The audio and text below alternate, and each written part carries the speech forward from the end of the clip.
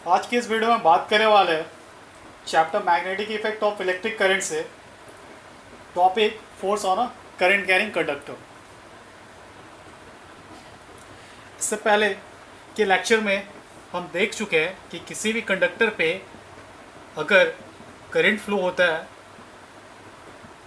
तो उस कंडक्टर के क्रॉस एक मैग्नेटिक फील्ड इंड्यूस होता है। वो मैग्नेटिक फील्ड का फॉर्म सर्कुलर होता है अगर कंडक्टर स्ट्रेट हो। इसी तरह से आज हम बात करेंगे कि किसी भी कंडक्टर पे अगर करंट हम फ्लो करते हैं तो क्या उस कंडक्टर पे कोई फोर्स इंड्यूस्ड हो सकता है। आइए जानते हैं इसके बारे में। आइए एक एक्टिविटी करते हैं। इस एक्टिविटी के अकॉर्डिंग हमने एक स्टैंड लिया है।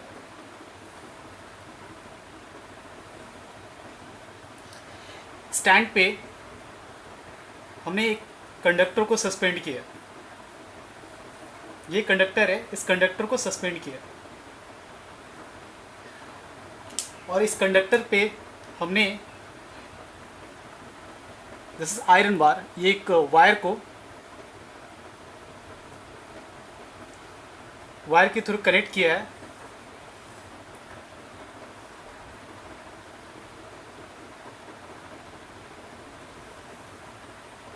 और इस वायर को हम कनेक्ट करें एक बैटरी से।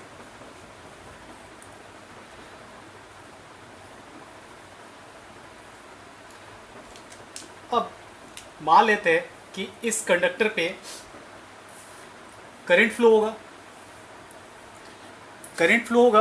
यहाँ से करंट फ्लो हो रहा तो करंट इसके थ्रू भी फ्लो होगा इस तरह से। तो इस वायर पे भी करंट फ्लो होगा और ये सर्किट कंप्लीट होगा, जिसके वजह से ये इस आयरन बार के चारों तरफ एक मैग्नेटिक फील्ड इंड्यूस होगा।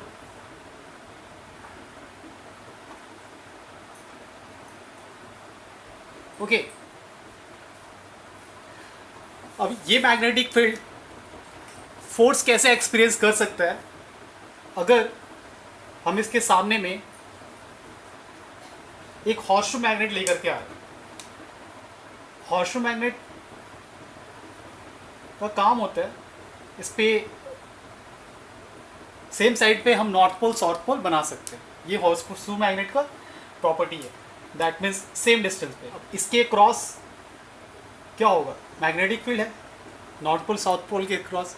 तो जैसे ये आयरन बार, इस मैग्नेट बार को हम इस आयरन बार के इस पोजीशन पे रखते हैं, तो जब हम की को ऑन कर रहे हैं दैट मीन्स ये की क्लोज है। जब की क्लोज होगा करंट यहाँ से पास होगा, करंट इस आयरन बार से पास होगा। इस आयरन बार के चारों तरफ क्या होगा, मैग्नेटिक फील्ड इंड्यूस होगा। और वो मैग्नेटिक फील्ड जब हम इस तरह से हॉर्सशू मैग्नेट को लेकर के आ रहे हैं और यहाँ पे आयरन बार है और ये हॉर्सशू मैग्नेट के अब क्रॉस नॉर्थ पोल है, तो यहाँ पे एक मैग्नेटिक फील्ड है और इस आयरन बार पे भी मैग्नेटिक फील्ड है। तो ये आयरन बार पे मैग्नेटिक फील्ड है, जिसकी वजह से क्या होगा,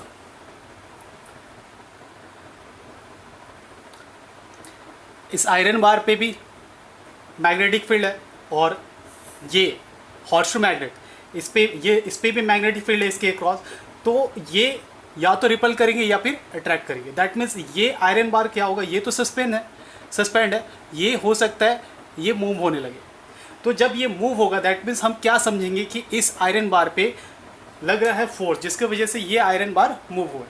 तो ये किसकी वजह से हो रहा है, ये हो रहा है इस आयरन बार पे करंट जब फ्लो हो रहा है तो उसके अराउंड जब मैग्नेटिक फील्ड इंड्यूस्ड हो रहा है, वो मैग्नेटिक फील्ड इसके मैग्नेटिक फील्ड को रिपल करेगा या फिर अट्रैक्ट करेगा।